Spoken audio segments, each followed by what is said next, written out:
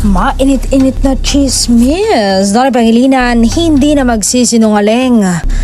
Kung kamusta na ba ang relasyon nila ng kanyang on-screen partner?